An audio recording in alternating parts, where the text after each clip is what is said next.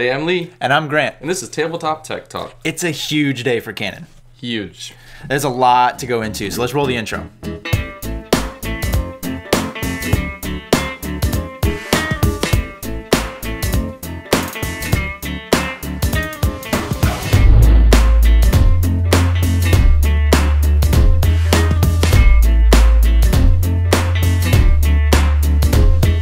Oh my goodness. Holy crap! EOS R. EOS R with a new line of lenses too.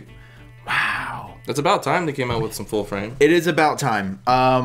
This is news and big news, and there's a lot to talk about, good and the bad and the ugly. So let's kind of just work right down our list. So Canon, I think 3 a.m. Eastern Standard Time this morning, officially released their EOS R full-frame mirrorless camera, which we have been wanting for a long time. Way long time. There was reports we may not see it in 2018. For a while, we were like, is it going to be 2018? Is it going to be before Photokina, after Photokina? Is it going to make it in time for the holidays? Is it going to be like CES next year? There was a lot of, no one really knew. But then about a week ago, some serious leaks happened, and then about 3 days ago, the official like spec sheet for it leaked, which Canon played themselves. They kind of did. I don't know who got a hold of that or what happened, but it leaked, and so that was a really good sign that we were going to be seeing it in a few days. Also, there was kind of news that a Canon announcement was being talked about on September 5th, so it's here. It's officially here.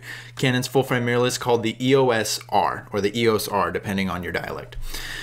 Oh man, there's so much to talk about. We have so many notes. So the first thing down, and the thing most people are going to be talking about, I think, is the one card slot. One card slot. Professional camera, one card slot. Did you not learn anything from Nikon?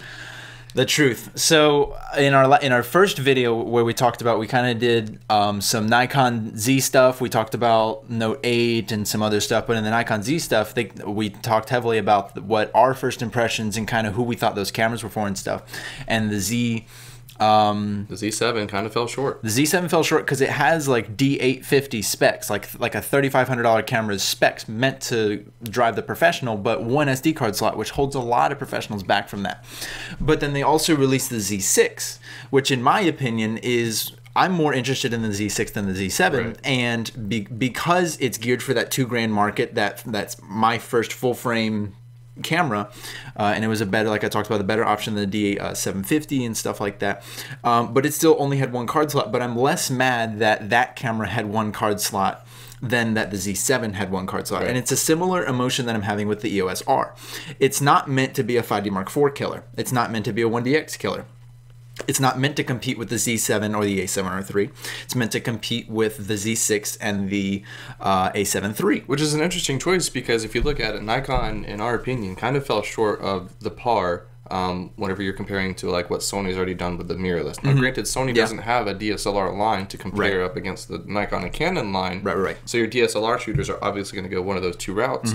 But if you think about it, Canon just put out a camera that isn't really going to compare to what Sony can give you, which it kind of does. You got the A7 III, but with the A7 III, you're still getting a little bit more features for a little bit less money. I would agree. The EOS R body only is $22.99. $2,300. And right now the A7 III body only is right at $2,000. Right at $2,000. So it's about $300 more for this Canon. And I would agree with you. You're getting more autofocus points, which we'll get to in a second. You're getting two card slots, full frame 4K, IBS, 5-axis, in-body image stabilization, which we're going to get to all these points in a minute. But so you are getting a bit more dollar-wise in that, and we were kind of discussing before the video started, like, where is Canon getting that $300 from? Where are they trying to pull one over or charge you on? Bing, bing, bing, right out of the gate, the first full-frame mirrorless camera with a fully articulating screen. Yep. Huge. With all of your vloggers out there nowadays, that articulating screen is going to really sell it for Canon. Yes. People are honestly, I think, going to look over the fact that it doesn't have IBS, because you can kind of get that from your lenses. Granted, you're not going to add as many stops of light whenever you do that. Right. But you're going to really cater to the market of the vloggers and the people who want to shoot videos. Kind of like what we're doing now, but those people who don't want to invest in monitors or wireless rigs to be able to see what you're filming, or your travel vlogger, or your walk around, your your lifestyle vlogger kind of stuff like that. Not having to, I don't know how certain YouTubers do it, like with having, like being full-time vloggers and not having an articulating screen.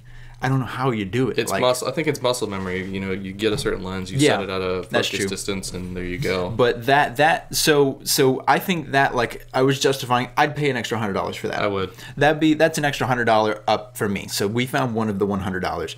Another one of the things I thought was kind of where they might be getting that from is Canon's color science. It's not the same sensor as the 5D Mark IV, but it is very, very close to it. And as with all Canon sensors, they have phenomenal color science, incredible color. Color's so good, other brands try to copy it. Like Canon's, for a long time, Canon has been known for their dual pixel autofocus and their color, and that's just like two things people jump to Canon for. And so I would pay an extra $100 for Canon color. And then you also, on top of that, you're getting the new Bions X, right? That's Sony. X-Speed 8. X-Speed 8. No. That's Nikon. I think it is Nikon. Digic 8. So on top of the, we know what we're talking about. On top of the brand new Canon sensor, you're also getting the Digic 8 processor, the brand new Digic 8 updated processor. So you're getting faster speeds. Usually you get a little bit of a better low light performance out of that too. Yeah. And speaking of, what's the ISO range? Standard 100 to 40,000. Expanded, you can go 50 to 102,400. Expanded, which most people aren't shooting that high, but the expanded down is really nice, because a lot of people, I've known several people who don't go to cameras because they can't expand down to 50. That's a big thing for a lot of photographers, for your dynamic range and for video and stuff like that. So that's a big thing. But so I think that's kind of where they're getting the extra few $100, is because they have a technology that no one else has gone for yet with that flip out screen, which they may be just charging $300 for that as is, and but their color science and their dual pixel autofocus also is a huge thing. Now that they have the mirrorless technology, they have incredibly fast autofocusing speeds because of it. So Sony has advertised for a long time 0.05 second autofocus speed. With the cross type, and it's killer. Canon, in their videos today, advertise 0.05 autofocus speed. And when you pair that ridiculous speed with Canon's dual pixel autofocus accuracy, you're left with the single best autofocusing camera, I think, on the market. And now these are all we're reading specs on a sheet, so we don't have the cameras in front of us. We will eventually, and we'll be able to play with that. But just going on the numbers alone, having used Canon dual pixel autofocus for years, and being able to play with an A9 and 8R3s and stuff like that, knowing how quick, like, it's a perfect marriage. Yeah. So I think it's a phenomenal system.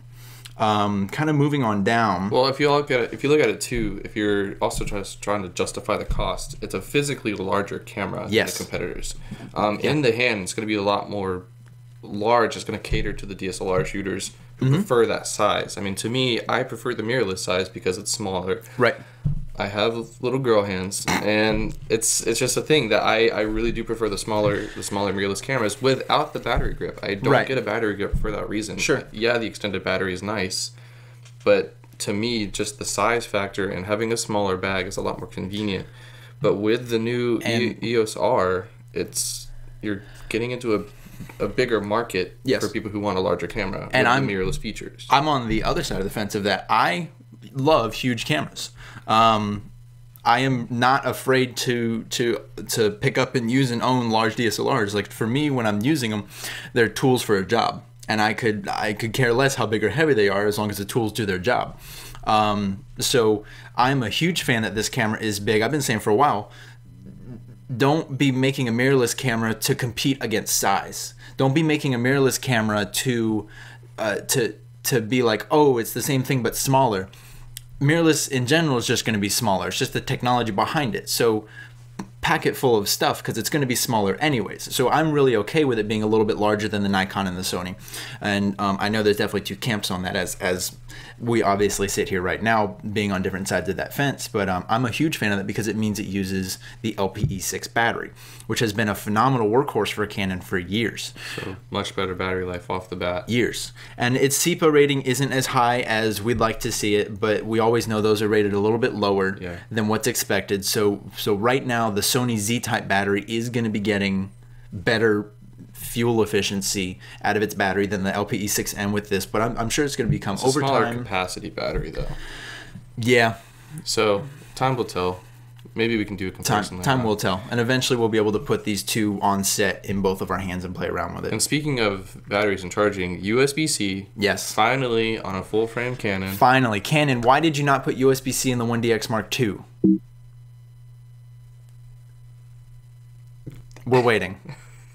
Anyways, that annoys me. It's a $6,000 camera. Can't put USB-C in it. Anyways, they finally made the move to USB-C, and so hopefully moving forward with their DSLRs, they do the same thing too. I would love to see USB-C in the next 1D to the next 5D, the next 6D, stuff like that.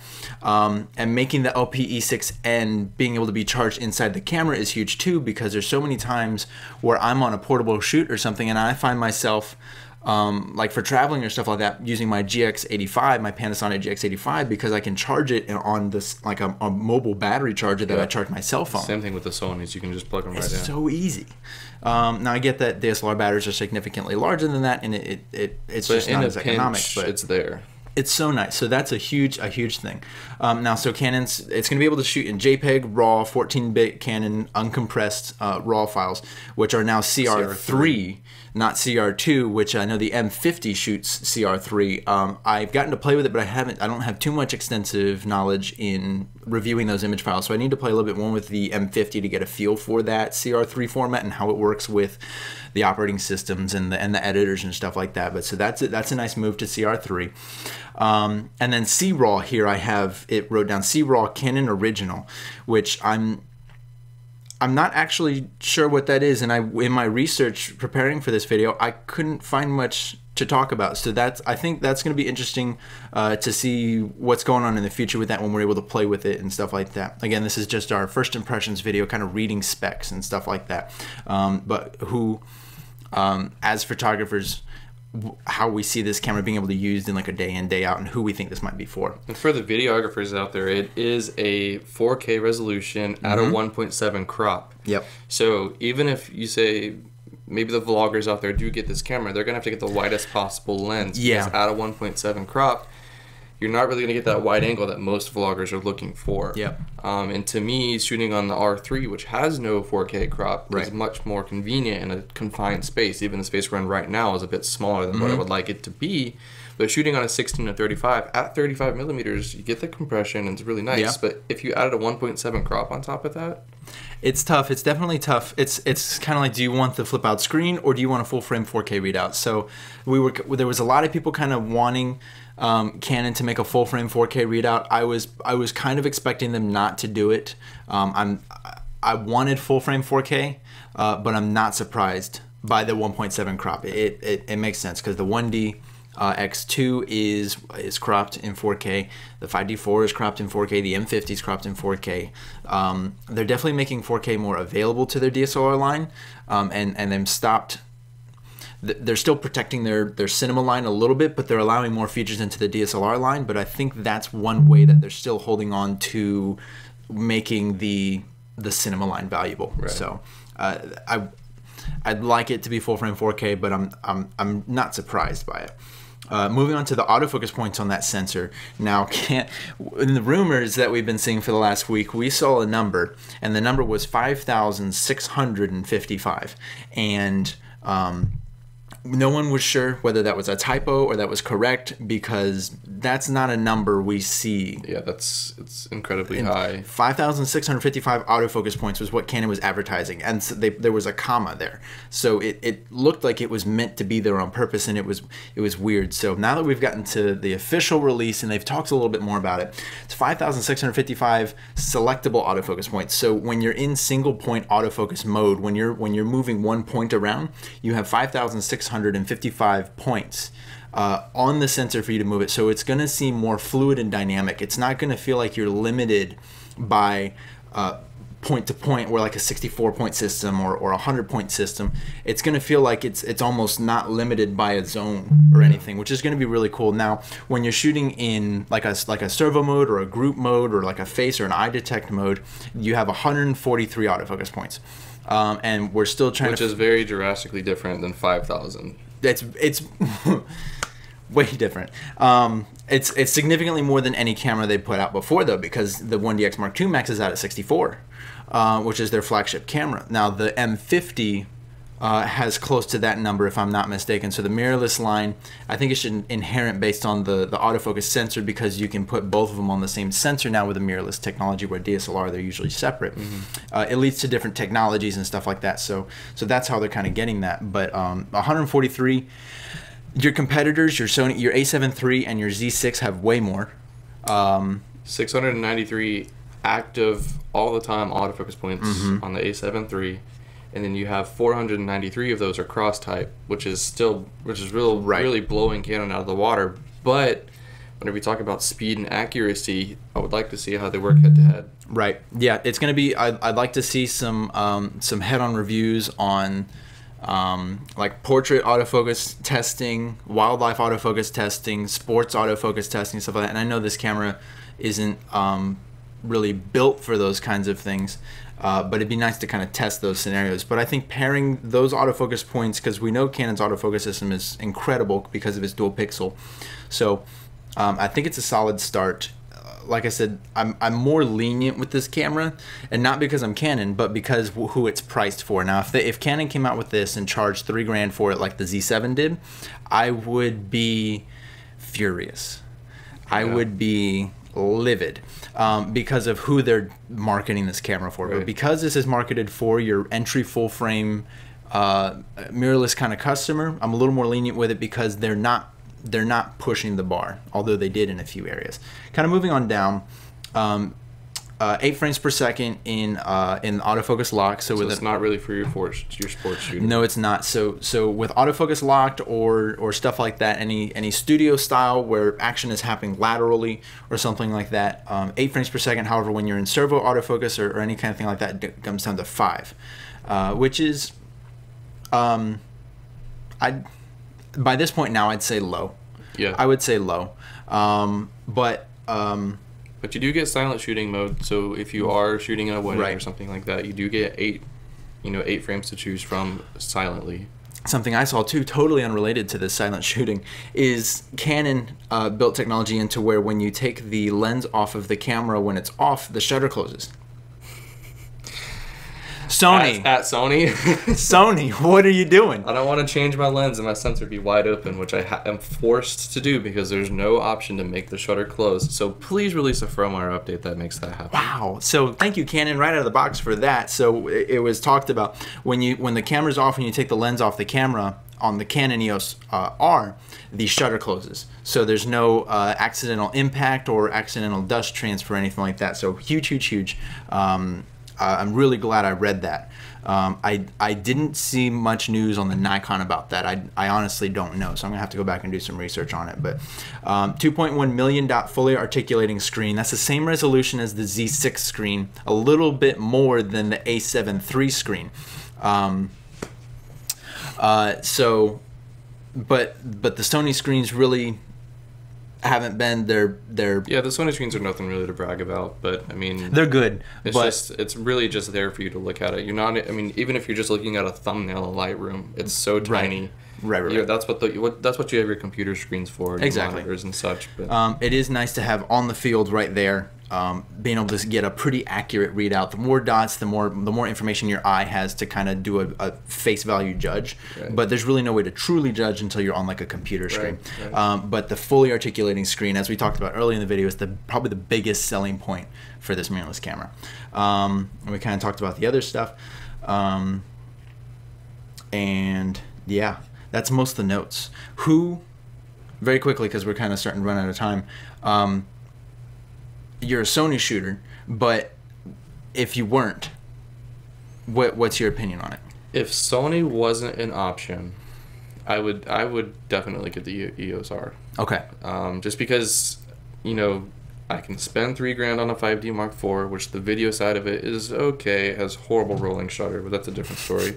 And I'm excited to see how the video quality turns out on the EOS R, because video is my thing. I mean, I do photos on the side, but realistically speaking, the video aspect is what I'm more concerned about, and I think it's a solid option. I think it's a good competitor to the A7 III.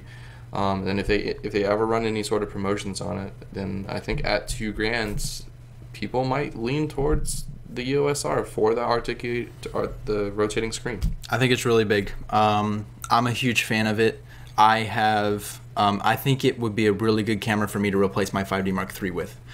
I didn't jump to the Mark IV because I didn't see the universe of a difference between the two cameras. Right. So it's like I just hold on to my 5D III and wait for the 5D5 or something. But the EOS R is extremely tempting. So when it comes time for me to be thinking about replacing my 5D III, the 5DR is going to be one of the heaviest weighing cameras on my list for kind of what I'm seeing it used for. Now, we didn't get into the EOS RF line of lenses, and we didn't get into to talk about the 3 adapters that Canon also announced with it too. So we're going to have to talk about those in another video. But this was our first impressions, kind of reading through the specs of the Canon EOS R, kind of comparing it head to head against the cameras it's meant to be competitive with, and our first impressions and who we think this camera might be for, what we liked about it, what we kind of wish we saw in it, and if we might buy it or not. So I think that's all we've got for today. Stay tuned for the next couple videos, because we'll definitely be talking about it more as more stuff comes out. Yep. And thanks for watching. Absolutely. You can get a lot more behind the scenes info on kind of what we're doing with our operation and stuff in between videos on our Instagram account, tabletop_tech talk. And you can also find us on Instagram individually at crispy_moments. We'll tag it. And Grant_Foreman. Just link in the description. Link in the description. Don't forget to notification bell and subscribe and smash that like. All that good stuff. Thanks for being here, guys. We'll see you in the next one. Bye.